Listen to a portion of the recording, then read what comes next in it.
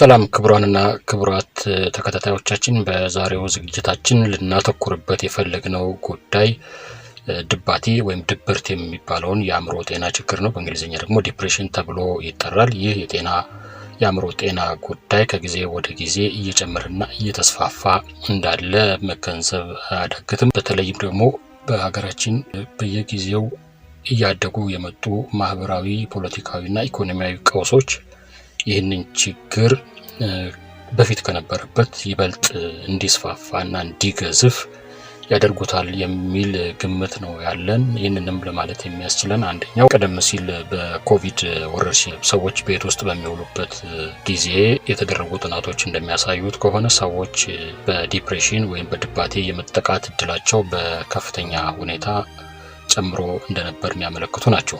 አሁን ባለው ሁኔታ ኮቪድ የለም። በእርግጥ ኮቪድ ባይኖርም የምንሰማቸው የምናያቸው ሁኔታዎች የድባቴ መጠንን ሊጨምሩ እንደሚችሉ የሚያሳዩ ናቸው።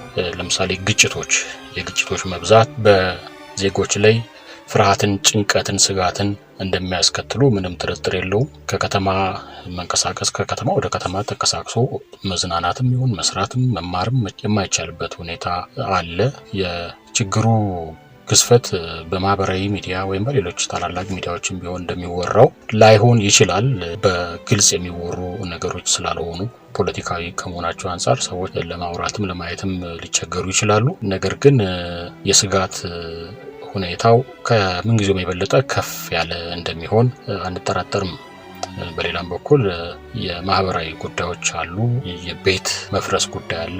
ቤት ሲፈርስ ራሱ ተጽዕኖ ይዞ ነው የሚመጣው በቤተሰብ እና በግለሰቦች የአስተሳሰብ ሁኔታ ላይ። ሰሞኑን የምንሰማው ደግሞ እንዲሁ በህፃናት ላይ የሚፈጸም አስገድዶ መድፈር ብቻ ሳይሆን ደፍሮ መግደልም የታየበት አሰቃቂ ወንጀል አለ። አዲስ ወንጀል አይደለም፣ በተለያዩ ጊዜያት የሚፈጸም ነው። ባለፉት 10 ዓመታት ውስጥ እንኳ እጅግ በርካታ ሰዎች በሚደፈሩበት ጊዜ ከተደፈሩም በኋላ ተገድለው የሞቱበትን ሁኔታ አለ። ነገሩ እየተባባሰ ነው ሄደው እንጂ እየተሻሻለ የሄደ ነገር የለም። ህጉ አለ፣ ሰዎች ይቀጣሉ። ህጉ በቂ ነው ማለት አይቻልም። እየጨመረ የመጣ ወንጀል ከመሆኑ አንጻር ወንጀሉን የሚያበረታታ የፍትህ ሂደት ነው ያለው ለማለት ይቻላል። እነዚህ ነገሮች ሲደማመሩ በሰዎች ላይ ፍርሃትን፣ ጭንቀትን አልፎ ተርፎም ወደ ድባቴ የሚመሩ ናቸው። ሰዎች ለልጆቻቸው ይሰጋሉ፣ ያስባሉ። ነገስ የኔ ልጅ እንዲህ አይነት ነገር እንደማያጋጥማት ምን ዋስትና አለ የሚሉ ሰዎችን እያየን ነው፣ እየሰማን ነው። በአካልም የምናገኛቸው ሰዎች እንደዚህ ይነግሩናል። በሚዲያ የምናያቸው አስተያየቶች ለልጆች መፍራትን፣ መጨነቅን ነው ያስከተሉት። በቤተሰብ መካከል እንኳ አለመተማመንን እየፈጠሩ ያሉት እናት ልጇን፣ ባሏን፣ ጎረቤቷን፣ ዘመዶቿን የማታመንበትን ሁኔታ እየታዘበን ያለ ነው እና እነዚህ ጭንቀቶች ሌሎች ከሚያስከትሏቸው ተጓዳኝ ችግሮች በተጨማሪ የድባቴ መጠንን ይጨምራሉ የሚል ምልከታ ነው ያለን። ይህንን ምክንያት በማድረግ ነው ዛሬ በድባቴ ላይ እንድናተኩር የፈለግ ነው። በጥር 30 2020 የዓለም ጤና ጥበቃ ድርጅት ባወጣው መረጃ መሰረት በዓለም ውስጥ ከ264 ሚሊዮን በላይ በሁሉም የእድሜ ክልል ያሉ ሰዎች በድባቴ ይጠቃሉ። ድባቴ በማንኛውም እድሜ፣ ዘር፣ ማህበራዊና ኢኮኖሚያዊ እንዲሁም የትምህርት ደረጃ ላይ ያሉ ሰዎችን ሊያጠቃ ይችላል። ለመሆኑ ድባቴ ምንድን ነው? የድባቴ ስሜት ከተለመደው የስሜት ለውጥና በዕለት ከዕለት የህይወት ፈተናዎች ምክንያት ከምናሳየው ስሜት መልስ ይለያያል ወይም ከምናሳየው የሪስፖንስ አይነት ይለያል። ድባቴ በአንድ ሰው አስተሳሰብ፣ ስሜት እና በተግባር ላይ ተጽዕኖ የሚያሳድር ሐዘን፣ ገለልተኛነትና ተስፋ መቁረጥ ስሜት ተለይቶ የሚታወቅ የአእምሮ ሁኔታ ነው። ድባቴ ደስታን በሚያመጡ ነገሮች ላይ ከፍተኛ ፍላጎት ማጣትን ያመጣል። የአንድን ሰው ሐሳቦች፣ ባህሪ፣ ተነሳሽነት፣ ስሜቶችን እና ደህንነትንም ይለውጣል።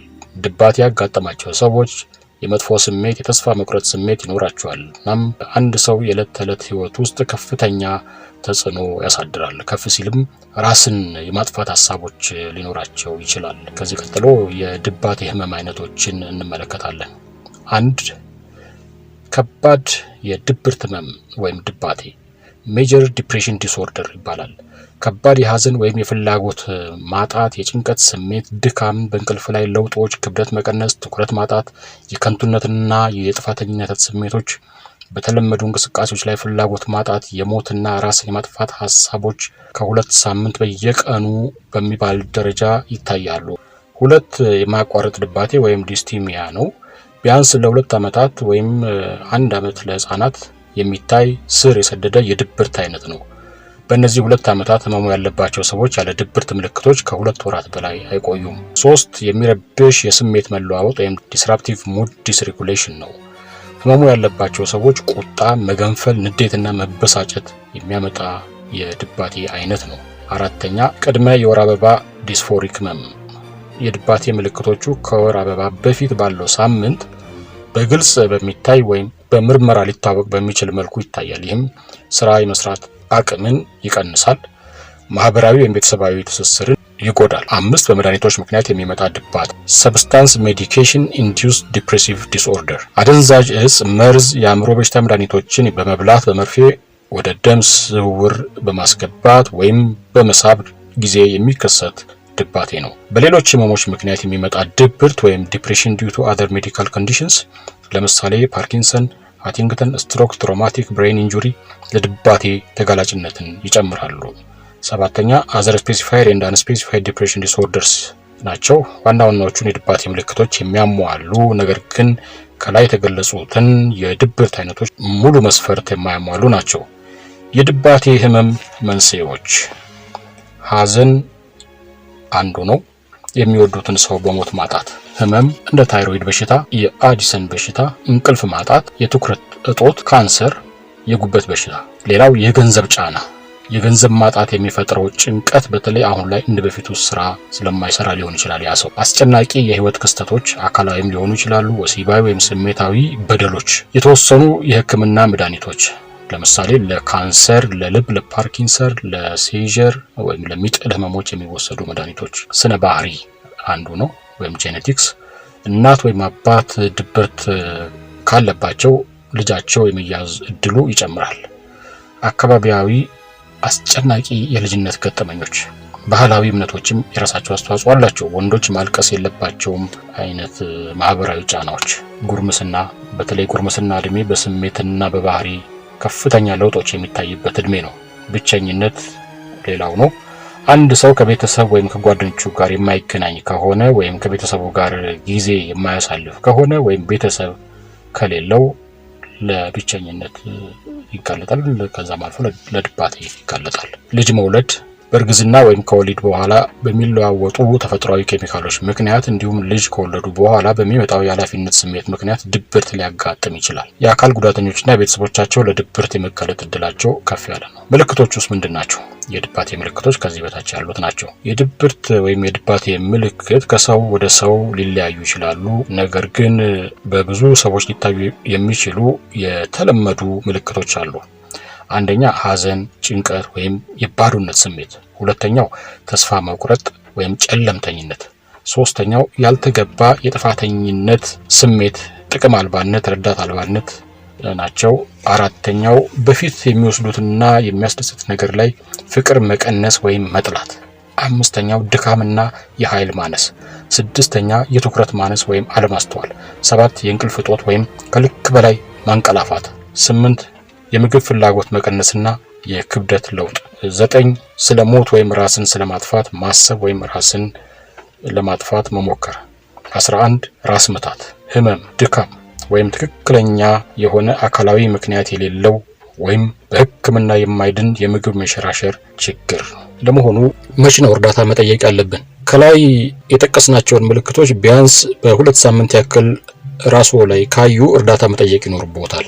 በማንኛውም ምክንያት ጊዜ ራስዎን የመጉዳት ወይም ራስን የማጥፋት ስሜት የሚሰማዎት ከሆነ በአስቸኳይ እርዳታ ያግኙ። የትስ ነው እርዳታ መጠየቅ ያለብኝ ካሉ የሚቀርቡትና ሊያናግሩት የሚችሉት የቅርብ ጓደኛ ወይም ዘመድ ካለ እርዳታ ለማግኘት ለመጠየቅ አይፍሩ። በቀጣይነት ግን ሁልጊዜም የስነ አእምሮ ሕክምና ባለሙያ እገዛ ማግኘት ይኖርብዎታል። የድባቴ ህመምን እንዴት መቋቋም ይቻላል? መደበኛ የሰውነት እንቅስቃሴ በማድረግ ንቁ ለመሆን ይሞክሩ። ከቤተሰብ ወይም ጓደኞች ጋር ይገናኙ። መገለል ድብርትን ያባብሳል፣ ጊዜ ይፍጠሩ እና ከሚወዷቸው ሰዎች ጋር ይገናኙ። በአካል ካልተቻለ በስልክ ያግኙ። ከጓደኞቹ ወይም ከቤተሰቦቹ ጋር ጠንካራ ትስስር ይፍጠሩ። የትርፍ ጊዜ ማሳለፊያ ይምረጡ። በጣም የሚወዱትንና ስሜቶን ሊያሻሽል የሚችል ነገር ለማድረግ ይጣሩ። ለአብነት በተፈጥሮ ውስጥ የተወሰነ ጊዜ ያሳልፉ። የቤት እንስሳትን ይንከባከቡ። በጎ ፈቃድ ስራዎች ይስሩ። ይደሰቱበት የነበሩትን የትርፍ ጊዜ ማሳለፊያ ወይም አዲስ መዝናኛ በመተግበር ጭንቀቶን ይቀንሱ። ከሚያምኑት ሰው ጋር በመሆን በበልመጃዎች ወይም በትርፍ ጊዜ ማሳለፊያዎች በመሳተፍና ደስ ሊያሰኙት የሚችሉ ሌሎች እንቅስቃሴዎች በመሳተፍ ጭንቀቶን መቀነስ ይችላሉ። በቂ እንቅልፍ ማግኘት ይሞክሩ። እንቅልፍና ስሜት በቅርብ የሚዛመዱ እንደመሆናቸው ጥሩና በቂ እንቅልፍ ማግኘት ይሞክሩ። በአልጋ ወይም ሌላው ቀርቶ በመኝታ ክፍል ውስጥ ስራ መስራት ከመዝናናት ይልቅ አልጋውን ከጭንቀት ጋር እንዲያዛምዱት ሊያደርግ ስለሚችል ለመተኛት ብቻ አልጋውን ይጠቀሙ። በጣም ወሳኝ የሆኑ የህይወት ውሳኔዎች እስኪሻለዎት ያራዝሙ። ከባድ ስራዎችን ወደ ትናንሽና መስራት ወደሚችሉት መጠን ይከፋፍሉ። ቅድሚያ መስጠት ያለባቸው ስራዎች ይለዩ እና የሚችሉት ያክል ብቻ ይስሩ። ራስዎን በራስዎ በመጠጥ ወይም በባለሙያ ባልታዘዘ መድኃኒት ለማከም አይሞክሩ። ውይ ዛሬስ ድብር ብሎኛል ብለን እናውቃለን። ግን ይህ ድብርት ሲደጋግም ራስን እስከ ማጥፋት የሚያደርስ በሽታ መሆኑን እናውቃለን። ድብርት በእንግሊዝኛው ዲፕሬሽን የአእምሮ በሽታ ነው። እንደ የዓለም የጤና ድርጅት WHO ከሆነ በዓለም ዙሪያ ከ300 ሚሊዮን በላይ ሰዎች የበሽታው ተጠቂ ናቸው። ከወንዶች ይልቅ ደግሞ በሽታው በሴቶች ላይ ያመዝናል። ሰዎች ሳይጠነቀቁ ቀርተው የሚይዝ በሽታም አይደለም።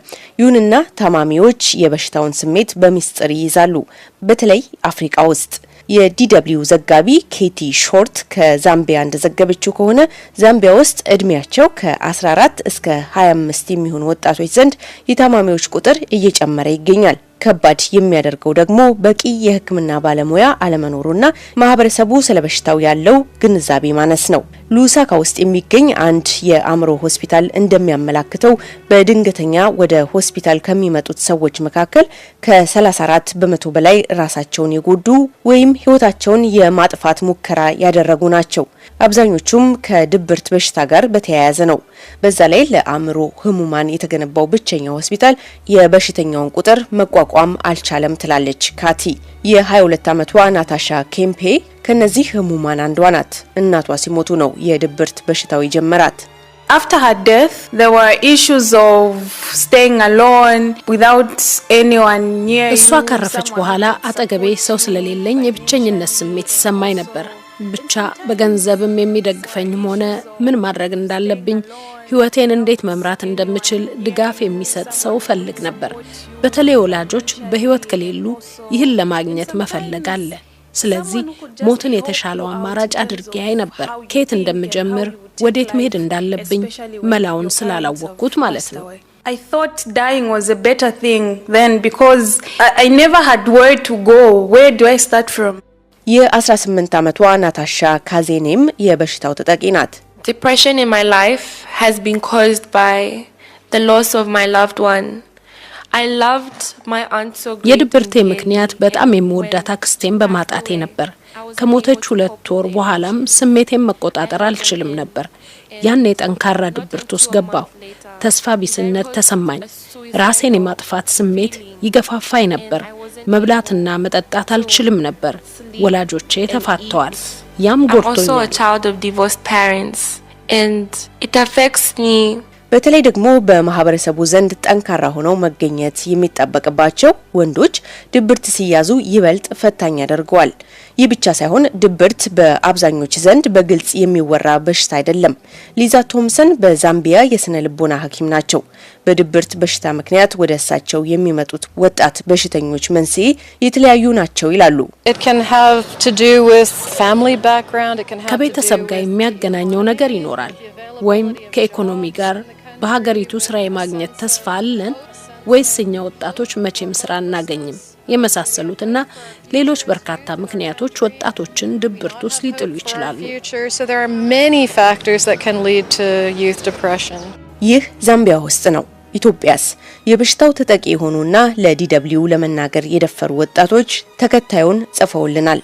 እኔ የዚህ በሽታ ተጠቂ ነኝ። መፍትሄ ማግኘት አልቻልኩም። በውስጤ ትንሽ ችግር አጋጥሞኛል። መፍትሄ እንዴት ማግኘት እንደምችል አላውቅም ሲሉ አንዱ አስተያየት ሰጪ፣ ሌላው ደግሞ ድብርት ያለበት ወንድም አለኝ። ራሱን ለማጥፋት ብዙ ጊዜ ሙከራ ሲያደርግ ይዘነዋል። ምን ማድረግ አለብን ሲሉ ይጠይቃሉ። ሌላው አድማጭ ደግሞ ለረጅም ዓመታት የዚህ በሽታ ተጠቂ ነበርኩ። በትክክልም ራስን እስከ ማጥፋት የሚያደርስ በሽታ ነው። አንዳንድ ሰዎች የተለያዩ መድኃኒቶች ይወስዳሉ። እኔም ብዙ ሞክሬያለሁ፣ ግን አልተሳካም። ድብርትን በመጸለይ ይለቃል። እኔ ምስክር ነኝ ይላሉ። የሕክምና ባለሙያዋ ሊዛ ቶምሰንስ ምን ይላሉ? Depression is a treatable illness, and the first thing is to ድብርት መታከም የሚችል በሽታ ነው። መጀመሪያ ድብርቱን ያስነሳውን መንስኤ ማጥናት ያስፈልጋል። ከዛም በቴራፒ ወይም በመድኃኒት ሕክምና መስጠት ይቻላል። as well as medication. ታዲያ በሽታውን በሕክምና መከታተል ከተቻለ ለምን በተለይ አፍሪካ ውስጥ ሚስጥር ተደርጎ ይወሰዳል? የዲደብሊው ባልደረባ ወንጂኩ ሙዋራ አጠያይቃለች። It's not a problem which has had a language in many African societies, you know. በአፍሪካ በርካታ ማህበረሰቦች ዘንድ ችግሩ ቃል እንኳን የለውም። የምትበላው አለ፣ ጥሩ ስራ አለ፣ ምን ሆነህ ነው ደበረኝ የምትለው? ምክንያቱም ይህ ችግር የሚፈጠረው ምንም ከሌለሽ ብቻ ነው ተብሎ ይወሰዳል። ነገር ግን ከምንሰማቸውና ከምናነባቸው ዘገባዎች መረዳት የሚቻለው ችግሩ ሁሉንም ሰው እንደሚመለከት ነው። የትምህርት ደረጃ ወይም የማህበራዊ ደረጃን ሳይለይ ማለት ነው። ይሁንና የማይዳሰስ ርዕስ ተደርጎ ነው የሚታየው። But it's seen as a taboo topic.